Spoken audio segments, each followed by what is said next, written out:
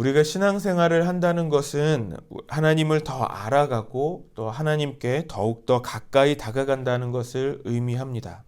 그런데 우리가 신앙생활을 계속하면서 우리가 경험하게 되는 것은 하나님을 알아가면 알아갈수록 또 더 가까이 다가가면 다가갈수록 우리가 알게 되는 것은 우리 하나님이 얼마나 크신 하나님이신지를 우리는 더 알고 경험하게 됩니다. 우리가 공부를 하게 되거나 무엇인가에 대해서 연구를 하게 될 때 그 무엇인가에 대해서 더욱 잘 알게 됩니다. 더 전문가적인 수준으로 알게 됩니다. 그런데 하나님은 알아가면 알아갈수록 또 우리가 경험하면 경험할수록 우리 하나님은 날마다 새로우신 분이신 것을 우리가 알게 됩니다. 우리가 알고 있는 하나님은 단지 우리가 경험하고 배우고 보았던 아주 부분적인 것뿐이라는 것을 알게 됩니다. 무한하신 하나님을 유한한 인간의 그런 지식과 지혜로 다 담을 수 없다라는 것을 우리가 깨닫게 되는 것입니다. 어제와 오늘 우리가 함께 묵상하고 있는 사사기 13장에는 13장의 마노아는 하나님에 대해서 그렇게 잘 아는 것처럼 보이지는 않습니다. 여호와의 사자가 마노아의 아내와 마노아를 찾아와서 아들을 낳을 것을 예언했습니다. 그 아들은 나실인으로서 구별되어서 이스라엘을 구원할 하나님의 사람으로 쓰실 것을 말했습니다.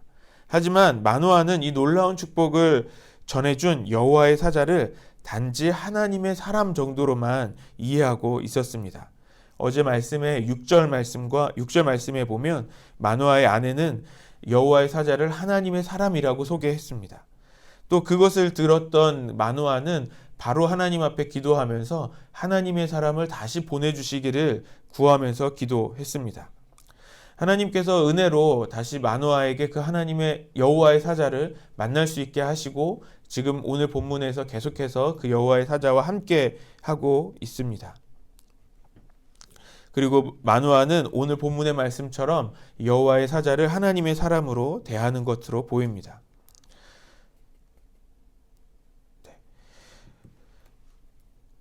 우리 15절 말씀을 다시 한번 보시겠습니다. 마노아가 여호와의 사자에게 말하되 구하옵나니 당신은 우리에게 머물러서 우리가 당신을 위하여 염소 새끼 하나를 준비하게 하소서 하니, 놀라운 축복의 예언을 들은 이 마노아는 하나님의 사람을 대접하겠다고 말하고 있는 것입니다. 감사의 환대를 하겠다는 것이죠. 하지만 16절에 여호와의 사자가 그것을 거절합니다. 16절 말씀도 같이 읽겠습니다. 여호와의 사자가 마노에게 이르되 내가 비록 나를 머물게 하나 내가 내 음식을 먹지 아니하리라. 번제를 준비하려거든 마땅히 여호와께 드릴지니라 하니, 이는 그가 여호와의 사자인 줄을 마노아가 알지 못함이었더라. 마노아는 지금 여호와의 사자가 그 마노아의 음식을 거절합니다. 하지만 여호와의 사자는 거절합니다. 오히려 그 음식으로 쓸 그 염소 새끼를 가지고 번제를 드리라고 권면하고 있습니다. 마노아는 포기하지 않고 여호와의 사자에게 계속해서 관심을 보입니다. 17절에 이제는 이름을 알려달라고 합니다. 그러면 그 이름을 기억하고 그 말씀대로 그 아들이 태어날 때 당신의 이름에 영광을 돌리겠다고 하는 것입니다. 18절 말씀을 같이 읽겠습니다. 시작. 여호와의 사자가 그에게 이르되 어찌하여 내 이름을 묻느냐, 내 이름은 기묘자라 하니라. 마노아를 질책하며 준 그의 대답은 기묘자라는 것입니다. 이 기묘자에 해당하는 히브리 원어는 펠리라는 단어를 쓰고 있는데요. 이것은 매우 기이한이라는 뜻의 형용사입니다. 그래서 이 말의 뜻을 좀 더 보면 이해를 넘어서는 특별한이라는 뜻을 가지고 있습니다. 오늘 18절 말씀을 세번역 성경으로 보면 그러나 주님의 천사는 어찌하여 그렇게 자기의 이름을 묻느냐고 나무라면서 자기의 이름은 비밀이라고 하였다. 세번역에서는 오히려 비밀이라고 번역하기도 합니다. 쉽게 말해서 여호와의 사자, 즉 이 천사의 이름이 중요한 것이 아니라는 것을 말씀해 주시는 겁니다. 지금 그것을 아는 것보다 더 중요한 것이 있다라는 거죠. 천사가 마노아의 친절을 계속해서 거절하는 것으로 보입니다. 왜 천사는 마노아의 그 친절을 이렇게 거절하고 있을까요? 오늘 이 사사기 13장의 배경을 알 필요가 있습니다.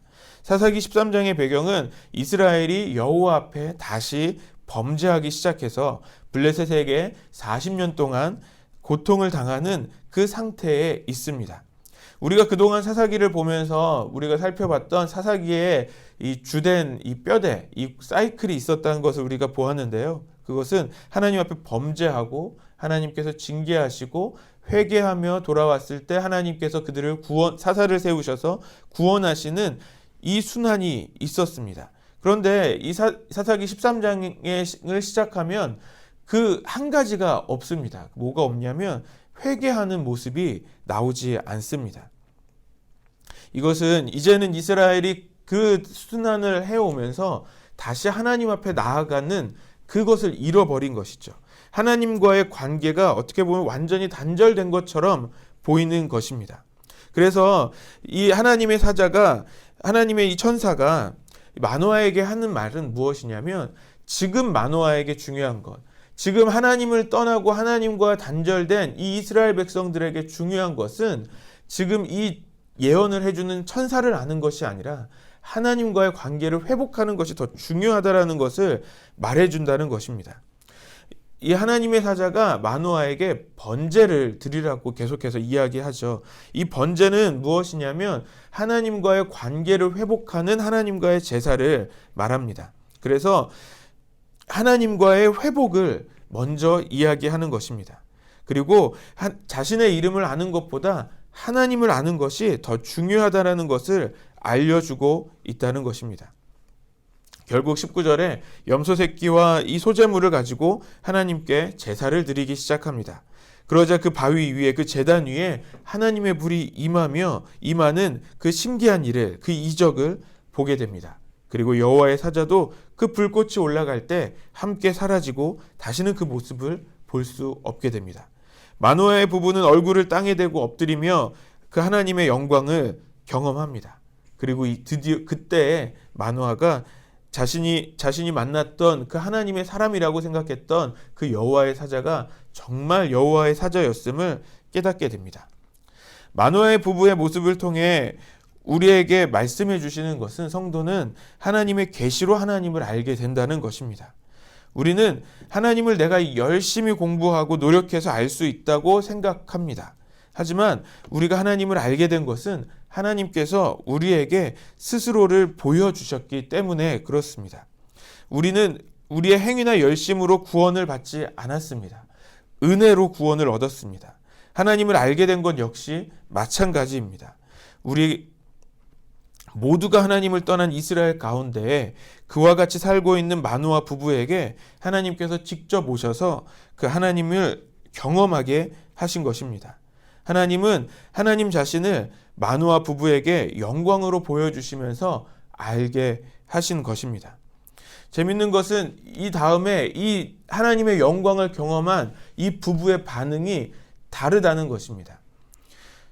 마노아는 그 하나님의 영광을 보고 두려워합니다. 이제 자신은 죽게 되었다며, 우리가 하나님의 그 영광을 경험했으니 죽게 되었다며 두려워합니다. 그런데 반대로 마노아의 아내는 이 모든 일들을 하나님께서 행해 주셨음을 믿음으로 받아들이면서 하나님께서 약속하신 그 약속이 이루어질 것을 믿음으로 고백하고 있습니다. 왜 그렇게 두 사람의 반응이 달랐을까요?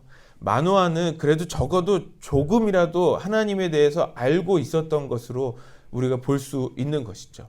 하나님의 그 영광을 경험했을 때, 그 사람이 하나님의 그 영광을 경험했을 때 더 살 수 없음을, 그 거룩하신 하나님을 만난 것에 대해 죽을 수 있다라는 것을 어느 정도 알고 있었다는 것이죠.